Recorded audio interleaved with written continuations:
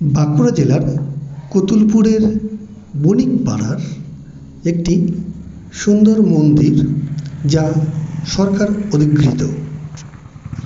এই মন্দিরটি জনৈক ব্যক্তির ছিল, কিন্তু বর্তমানে এটি সরকার এটিকে অধিগ্রহণ করেছে।